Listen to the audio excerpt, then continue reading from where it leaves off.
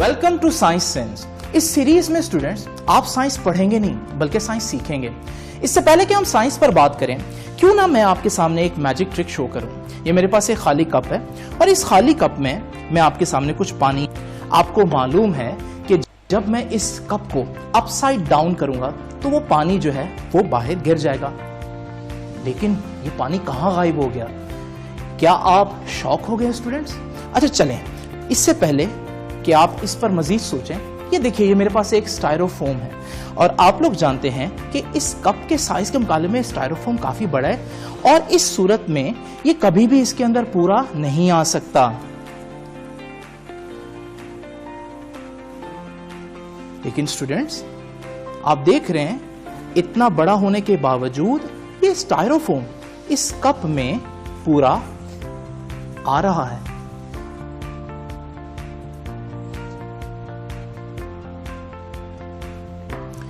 Students आप सोच रहे होंगे कि वाकई में ये तो मैजिक हो गया, लेकिन याद रखिएगा मैजिक वैजिक कुछ भी नहीं होता। ये भी असल में साइंस ही होती है, ऐसी साइंस जिसको आम लोग ज्यादा तौर पर नहीं जानते होते। तो मैं आपको बताता हूं कि असल में यहां पर क्या हुआ। वो जो कप मैंने आपको दिखाया था वो कप खाली नहीं था, बल्कि उसके अंदर एक बड़ा ही जबरदस्त किस्म का पाउडर था, एक पॉलीमर था। ये पॉलीमर यहां पर मैं आपको दिखा रहा हूं। ये पॉलीमर की खास बात यह है कि ये एक सुपर एब्जॉर्बेंट है, यानी ये बहुत ज्यादा क्वांटिटी में वाटर को एब्जॉर्ब कर सकता है। तो जब मैं इसमें वाटर ऐड करूंगा तो आप देखेंगे कि ये पानी को एब्जॉर्ब करना शुरू कर देगा और एब्जॉर्ब करते करते हमारे पास इस तरह का एक नया कंपाउंड बनेगा। और आप देखेंगे ये कंपाउंड क्योंकि सॉलिड है तो जब मैं इसको उल्टा करूंगा तो ये नहीं गिरेगा। तो ये असल में एक केमिकल रिएक्शन था। आप सोच रहे होंगे कि ये मैजिक एक्ट जो है ये तो आप कभी भी घर में नहीं कर सकते, क्योंकि ये तो वो मैजिशियन कर सकते हैं जिनके पास ये वाला पाउडर होगा, लेकिन ऐसा नहीं है। आपको पता है ये वाला पाउडर आपके घरों में मौजूद है। असल में ये पाउडर मैंने घरों में इस्तेमाल होने वाले बच्चों के डायपर से निकाला है। यही वजह है कि डायपर में जब वाटर की क्वांटिटी बहुत ज्यादा ऐड होती है तो डायपर लीक नहीं करता, क्योंकि उसके अंदर ये कंपाउंड होता है जो कि सुपर एब्जॉर्बेंट होता है और वो पानी की बहुत ज्यादा क्वांटिटी को एब्जॉर्ब कर सकता है।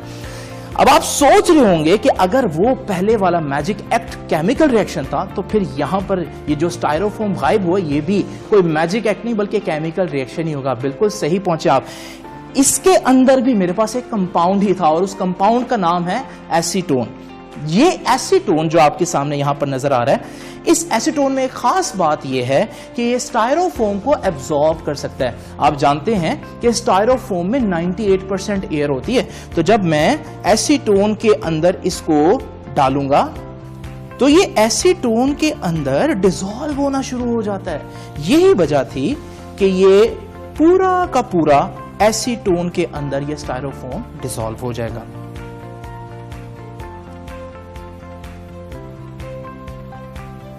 तो स्टूडेंट्स आपने देखा कि किस तरह से एसीटोन जो है वो स्टायरोफोम को डिसॉल्व कर लेता है। आपने ये बात हमेशा याद रखनी है और कभी भी एसीटोन को स्टायरोफोम के कप में पोर नहीं करना, क्योंकि ऐसा करना मुमकिन नहीं होगा, क्योंकि हम लोग जान चुके हैं कि स्टायरोफोम जो है वो एसीटोन में डिसॉल्व हो जाता है। आप सोच रहे होंगे कि ये एसीटोन जो है ये भी सिर्फ हमें केमिस्ट्री की लैब में मिलेगा, लेकिन ऐसा नहीं है, बल्कि ये एसीटोन वो केमिकल है जो फीमेल्स नेल पॉलिश रिमूवर के तौर पर इस्तेमाल करती हैं। तो स्टूडेंट्स आपने देखा कि आपके इर्द गिर्द कितने ऑसम किस्म के केमिकल रिएक्शंस मौजूद हैं। अब आप सोच रहे होंगे कि क्या कोई ऐसी निशानियां हैं जिनसे मैं अपने इर्द गिर्द होने वाले केमिकल रिएक्शंस को आइडेंटिफाई कर सकूं? तो बिल्कुल ऐसी बहुत सी निशानियां हैं जो आज हम डिस्कस करेंगे। स्टूडेंट्स कहीं पर कोई केमिकल रिएक्शन हो रहा है, इसको मालूम करने के हमारे पास बहुत से क्राइटेरिया हैं, लेकिन उसमें एक सिंपल क्राइटेरिया है कलर चेंज का। यानी कि जब भी हमारे पास दो केमिकल्स रिएक्ट करते हैं तो अक्सर औकात कलर चेंज हो जाता है, जिससे हमें पता चलता है कि यहां कोई केमिकल रिएक्शन हुआ है। मिसाल के तौर पर अगर हम पोटेशियम आयोडाइड को लेड नाइट्रेट में ऐड करें तो आप देखते हैं किस खूबसूरती से कलर चेंज हो जाता है। इसी तरह से अगर आप सोडियम हाइड्रोक्साइड को फिनोल्फथलीन में ऐड करें या सोडियम क्लोराइड के सॉल्यूशन को सिल्वर नाइट्रेट में ऐड करें तो आप देखेंगे हमारे पास इन सारी सूरतों में केमिकल ने कलर चेंज किया है, जिससे हमें पता चल गया कि यहाँ कोई ना कोई केमिकल रिएक्शन हुआ है। आपको ये कलर बहुत खूबसूरत लग रहे होंगे, लेकिन स्टूडेंट्स कुछ केमिकल्स ऐसे होते हैं जिनकी खूबसूरती नॉर्मल लाइट में नहीं बल्कि अल्ट्रावायलेट लाइट में पता चलती है, क्योंकि स्टूडेंट्स ये केमिकल्स यूवी लाइट की मौजूदगी में ग्लो करते हैं, जैसे कि आप देख रहे हैं। तो अगर ऐसे केमिकल्स को यूवी लाइट की मौजूदगी में वाटर में हम डिसॉल्व करें तो आप देखेंगे एक बड़ा जबरदस्त इफेक्ट होता है। आप देख रहे हैं ये वर्टेक्स। स्टूडेंट्स आप लोग सोच रहे होंगे कि ये वाला केमिकल आपको कहां से मिलेगा, हो सकता है ये तो सिर्फ किसी केमिस्ट्री लैब में ही हो, लेकिन ऐसा नहीं है। आप जो हाइलाइटर यूज करते हैं उन हाइलाइटर्स के अंदर बेसिकली यही केमिकल है, इसका नाम फ्लोरोसीन है। स्टूडेंट्स अब सोचने की बात यह है कि केमिकल रिएक्शंस के दौरान ये जो केमिकल चेंजेस आती हैं या कलर चेंजेस आती हैं, क्या इनका कोई प्रैक्टिकल बेनिफिट है? केमिकल रिएक्शन के बाद कलर चेंज करने की जो ये प्रॉपर्टी है, उसी की वजह से एसिड बेस इंडिकेटर्स काम करते हैं। ये एसिड बेस इंडिकेटर्स क्या होते हैं? आपको मालूम है हमारे पास कुछ सब्सटेंसेस जो हैं वो एसिड होते हैं और कुछ बेसिस होती हैं। अब हमें कैसे पता चलेगा कि कौन एसिड है और कौन बेस है, कौन स्ट्रॉन्ग एसिड है, कौन वीक बेस है? तो उसके लिए हमारा ये काम आसान करते हैं एसिड बेस इंडिकेटर्स। किस तरह से? वो एसिड बेस इंडिकेटर्स जब एसिड्स और बेस के साथ रिएक्ट करते हैं तो वो अपना कलर चेंज करते हैं। मिसाल के तौर पर देखिए, मेरे पास ये 4 डिफरेंट किस्म के सब्सटेंसेस हैं, जिनमें कोई स्ट्रॉन्ग एसिड है, कोई वीक एसिड है, कोई वीक बेस है, कोई स्ट्रॉन्ग बेस है। अब मुझे कैसे पता चलेगा? इसके लिए हम यूज करेंगे ये यूनिवर्सल इंडिकेटर। ये एक एसिड बेस इंडिकेटर है। तो जब मैं इन सब में ये यूनिवर्सल इंडिकेटर ऐड करूंगा तो हर एक के साथ ये रिएक्ट करने के बाद डिफरेंट कलर देगा, जिससे मुझे अंदाजा हो जाएगा कि कौन स्ट्रॉन्ग बेस है, कौन वीक बेस है, कौन स्ट्रॉन्ग एसिड है और कौन वीक एसिड है। तो सबसे पहले मैं इसमें ऐड करता हूं यूनिवर्सल इंडिकेटर के। तो आप देख रहे हैं कि इसने अपना कलर जो है वो चेंज कर लिया। इसी तरह से स्टूडेंट्स जब मैं इसमें यूनिवर्सल इंडिकेटर ऐड करता हूं तो आप देखेंगे ये भी अपना कलर चेंज करेगा, लेकिन इसका कलर जो है वो पहले के मुकाबले में डिफरेंट है।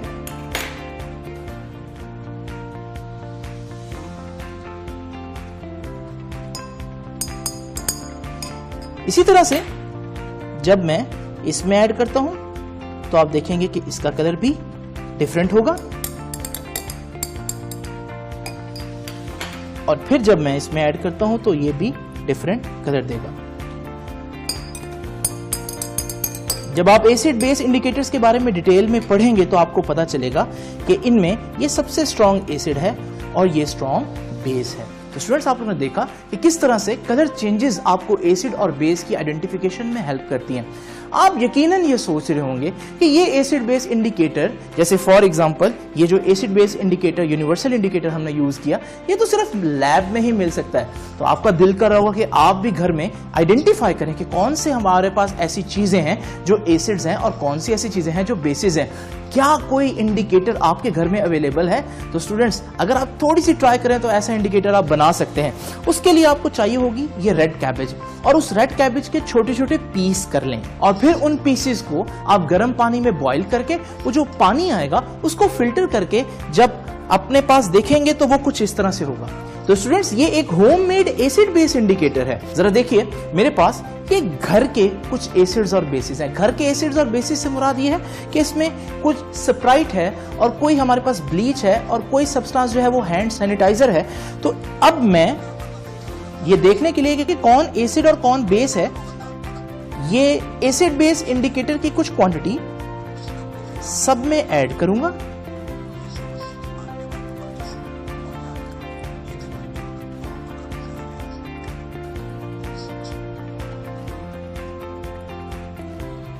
और फिर उसको हिलाने के बाद हम देख सकते हैं कि इन सब का कलर बिल्कुल डिफरेंट है, जिससे हमें पता चल रहा है कि इनमें से कुछ चीजें एसिड्स हैं और कुछ चीजें बेसिस हैं।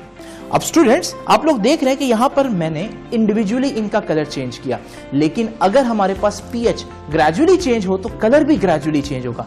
तो उसके लिए हम क्या करते हैं, उसके लिए हम लेते हैं यहां पर ड्राई आइस। आप देख रहे हैं ड्राई आइस में एक खास प्रॉपर्टी है कि जब हम इसको वाटर में ऐड करते हैं तो ये कार्बोनिक एसिड बनाती है, जो कि एक एसिडिक चीज है। अब हमारे पास इस मेजरिंग सिलेंडर में एक बेस मौजूद है, तो जब मैं यही कार्बन डाइऑक्साइड इसमें ऐड करूंगा तो आहिस्ता आहिस्ता इसकी पीएच बढ़ेगी और आप देखेंगे कि कलर भी ग्रेजुअली चेंज होगा। और आपने देखा कि किस तरह से कलर जो है वो ब्लू से ग्रीन की तरफ शिफ्ट हो गया। तो देखा स्टूडेंट्स आपने कि केमिकल रिएक्शन के दौरान कलर चेंज होने के कितने प्रैक्टिकल बेनिफिट्स हैं।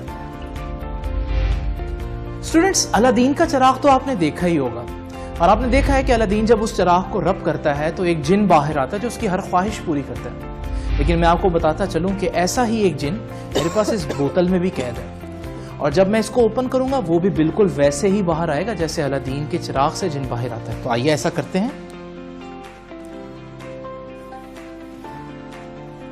स्टूडेंट्स, अब ये जिन बाहर आने लगा है, लेकिन मुझे मालूम है अब आप मेरी बात का यकीन नहीं करेंगे क्योंकि आप लोग जान चुके हैं कि मैजिक नाम की कोई चीज नहीं होती, बल्कि मैजिक के पीछे भी कोई ना कोई ऐसी साइंस होती है जिसको हम नहीं जानते। तो अब हम देखते हैं कि असल में यहां पर ऐसी कौन सी साइंस थी जिससे आपको लगा कि कोई जिन इस बोतल से बाहर आएगा। तो उसके लिए स्टूडेंट्स मैं एक ट्रांसपेरेंट बोतल लेता हूं। तो अब आप लोग देख रहे हैं कि इस ट्रांसपेरेंट बोतल में बेसिकली मेरे पास एक केमिकल है और इस केमिकल का नाम है हाइड्रोजन पेरोक्साइड। और इसी तरह से आप लोग देख रहे हैं कि यहां पर मैंने मैंगनीज डाइऑक्साइड को हैंग किया हुआ है। होता क्या है कि जैसे ही मैंने इसको ओपन किया तो वो फौरन मैंगनीज डाइऑक्साइड जो है वो नीचे जाकर हाइड्रोजन पेरोक्साइड से रिएक्ट करना शुरू हो गया और हमें ऐसा लगता है जैसे यहां से एक जिन बाहर आने लगा। स्टूडेंट्स, ये सब बात करने का मकसद क्या है? मकसद ये है कि मैं आपको बता सकूं कि केमिकल रिएक्शन की एक आइडेंटिटी ये है कि केमिकल रिएक्शन के नतीजे में कोई गैसेस बनती हैं, जैसे कि आप लोग देख रहे हैं। तो केमिकल रिएक्शंस को आइडेंटिफाई करने का एक तरीका यह है कि आप देखें क्या कोई गैस तो नहीं बन रही। आइए कुछ ऐसे एग्जांपल देखते हैं जो आपके घर में गैस फॉर्मेशन के केमिकल रिएक्शंस होते हैं। तो स्टूडेंट्स, केमिकल रिएक्शन के नतीजे में गैस का बनना ये सिर्फ केमिस्ट्री की लैब में नहीं होता, बल्कि हमारी डेली लाइफ में ऐसे बहुत से रिएक्शंस हो रहे होते हैं जहां गैसेस की फॉर्मेशन हो रही होती है। फॉर एग्जांपल ये देखिए, ये मेरे पास बेकिंग सोडा है जो कि आप लोग बहुत ज्यादा कुकिंग में इस्तेमाल करते हैं। और इसी तरह से ये सिरका यानी कि विनेगर है। अगर आप इन दोनों को मिक्स करें तो आप देखेंगे कि इसके नतीजे में भी एक केमिकल रिएक्शन होगा और आप देख रहे हैं कि इसके नतीजे में गैस प्रोड्यूस हो रही है। मैं उस गैस को चेक कर सकता हूं कि वो कौन सी गैस है। अगर मैं एक जलती हुई माचिस इसके करीब लेकर जाऊं तो आप देखेंगे वो बुझ जाएगी, जिससे पता चल रहा है ये कोई ऐसी गैस है जो जलने में मदद नहीं देती। तो स्टूडेंट्स, याद रखिएगा ये कार्बन डाइऑक्साइड है। वो कार्बन डाइऑक्साइड जो आप लोग समझते हैं कि सिर्फ लैब में प्रोड्यूस होती है, वो आप लोग इस वक्त घरों के अंदर जो केमिकल्स मौजूद हैं, यानी कि जो फूड केमिकल्स हैं, उनके रिएक्शन से भी बन रही है। बिल्कुल इसी तरह से आप इसी रिएक्शन को स्टूडेंट्स यूं कर सकते हैं कि आप इस कार्बन डाइऑक्साइड को कलेक्ट भी कर सकें।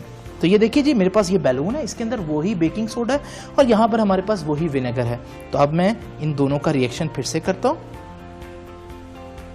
स्टूडेंट्स, अब वही कार्बन डाइऑक्साइड आपके पास इस बैलून में कलेक्ट हो सकती है। आप लोग यही कार्बन डाइऑक्साइड पहले भी कलेक्ट करते होते हैं।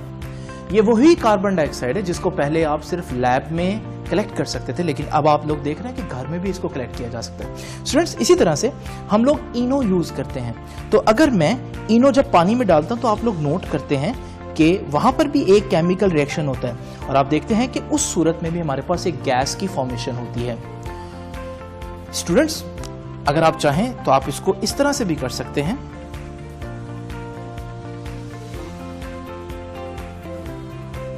तो आप देख रहे हैं स्टूडेंट्स कि गैस जो है वो यहां पर इस ग्लव में आपने स्टोर कर ली।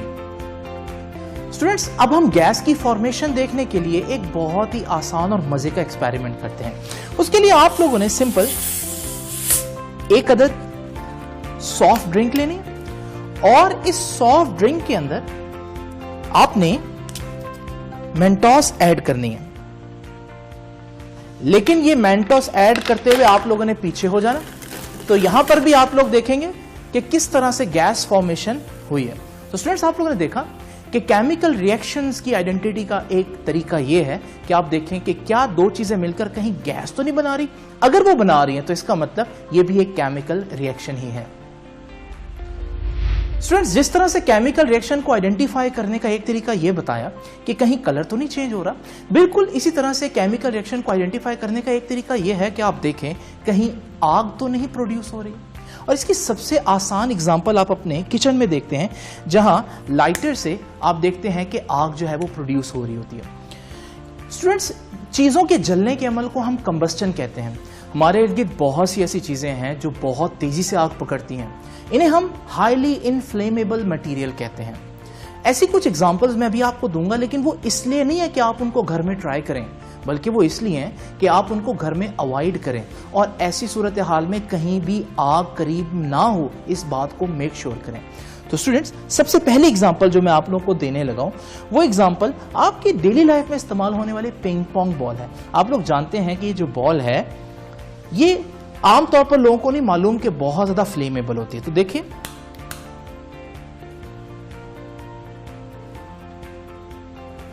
तो स्टूडेंट्स, ये एक से खास मटेरियल से बनी होती है जिसको बड़ी जल्दी आग लगती है और आप देख रहे हैं कि किस तेजी से वो बर्न हो रही है।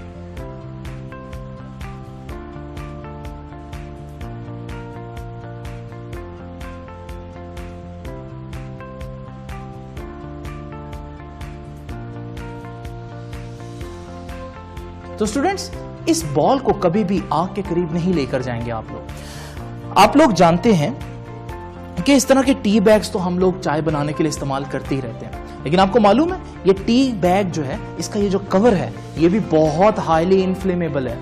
और स्टूडेंट्स, यहां पर मैंने आप लोगों के सामने यही कवर उतार के रखा है। तो ये मैं आपके सामने इस वक्त जलाता हूं,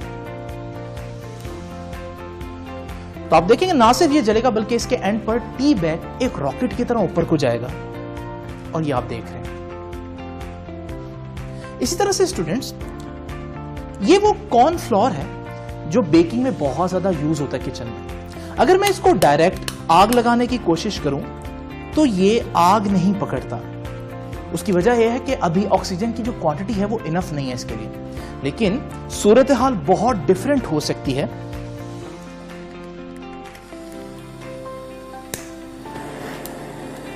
स्टूडेंट्स, यही कॉर्न फ्लोर मैंने इस वक्त इस पाइप में रखा है और मैं आप लोगों को बताना चाह रहा हूं कि ये कॉर्न फ्लोर अगर गिर रहा हो और करीब में आग हो तो ये कितना डेंजरस हो सकता है। आप इसको बिल्कुल भी घर में ट्राई नहीं करेंगे, सिर्फ इससे आप सबक सीखेंगे कि किस तरह से आपने इन चीजों को अवॉइड करना है। तो स्टूडेंट्स देखिए जरा, देखा आप लोगों ने, अगर हमारे पास ये एक अलग-अलग जर्रा हो तो ये कितना फ्लेमेबल हो सकता है। और ना सिर्फ ये, बल्कि आप लोग जानते हैं कि हम लोग इस तरह के ड्यूडेंट बहुत ज्यादा यूज करते हैं, इनमें अल्कोहल होता है और आपको मालूम है वो भी हाईली फ्लेमेबल है। तो जरा देखिए, ये बिल्कुल भी आप लोगों ने ट्राई नहीं करना। ये सिर्फ ये बताने के लिए है कि आपके इर्द गिर्द ऐसी बहुत सी चीजें हैं जो बहुत ज्यादा जल्दी आग पकड़ती हैं, बहुत फ्लेमेबल मटेरियल्स हैं, इनसे बचना बहुत जरूरी है। तो स्टूडेंट्स, आप लोगों ने देखा कि हमारे सांस लेने से लेकर हमारे खाने पीने तक हर जगह पर केमिकल रिएक्शंस इन्वॉल्व हैं। आप सोच रहे होंगे कि हमें हर जगह पर केमिकल रिएक्शंस का फायदा ही होता है, लेकिन ऐसा नहीं है, बल्कि कुछ जगह ऐसी है जहां पर हम चाहते हैं कि केमिकल रिएक्शन ना हो। मिसाल के तौर पर इस बल्ब को ही देख लीजिए। आप जानते हैं कि इस बल्ब का जो फिलामेंट है वो हवा में मौजूद ऑक्सीजन के साथ फौरन रिएक्ट कर जाता है। अब यहां हम चाहते हैं कि ये केमिकल रिएक्शन ना हो, इस वजह से आप लोग देख रहे हैं कि हमने यहां पर एक ग्लास और उस ग्लास के अंदर कोई इनर्ट गैस यानी ऐसी गैस जो रिएक्शन ना होने दे वो डाली हुई है। मिसाल के तौर पर वो नाइट्रोजन हो सकती है या कोई और नोबल गैस हो सकती है। तो आप लोगों ने कभी सोचा कि अगर इसके ऊपर ये ग्लास की बॉडी ना होती और इसके अंदर ये गैस ना होती तो फिर ये फिलामेंट क्या इसी तरह से वर्किंग कर सकता था? तो स्टूडेंट्स, ये मेरे पास एक और बल्ब है और इस बल्ब का ग्लास मैंने उतार दिया। अब हम चेक करते हैं कि क्या इसका फिलामेंट सरवाइव कर सकेगा या नहीं।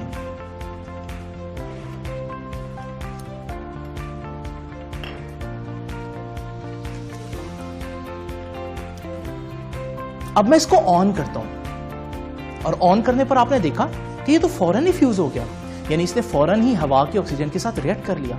यही वजह है कि बल्ब की वर्किंग के लिए एक इनर्ट मीडियम होना बहुत ज़रूरी है। ऐसा ही एक इनर्ट मीडियम हमारे पास इस वक्त एक और भी मौजूद है, और वो इनर्ट मीडियम है लिक्विड नाइट्रोजन।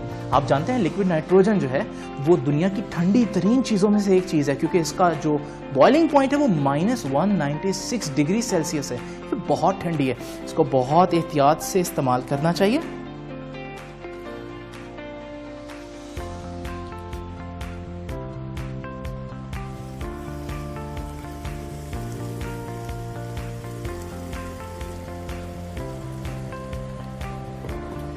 तो स्टूडेंट्स, आप लोगों ने देखा कि ये इतनी ठंडी है कि ये फौरन ही बॉयल होना शुरू हो गई है। तो अब मैं क्या करता हूं, मैं इस फिलामेंट को चेक करता हूं कि यह फिलामेंट इस लिक्विड नाइट्रोजन के अंदर, जो कि एक इनर्ट मीडियम है, सर्वाइव कर सकता है या नहीं कर सकता।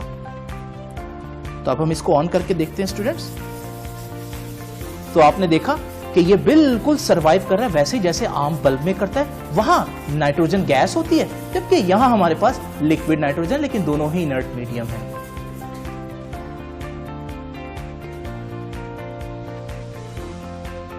तो स्टूडेंट्स, आप लोगों ने देखा कि बहुत से केमिकल रिएक्शंस हमारे लिए एक नेमत से कम नहीं है, लेकिन बहुत से ऐसे भी केमिकल रिएक्शंस हमने देखे जो किसी जहमत से कम नहीं है। स्टूडेंट्स, जिन केमिकल रिएक्शंस को मैंने आपको परफॉर्म करने से मना किया है, उनको आप घर में बिल्कुल भी ट्राई नहीं करेंगे। उम्मीद है आज के एपिसोड से आप लोगों ने बहुत कुछ सीखा होगा। आपसे अब इंशाल्लाह मुलाकात होगी साइंस सेंस की नेक्स्ट एपिसोड में। तब तक के लिए अल्लाह हाफिज।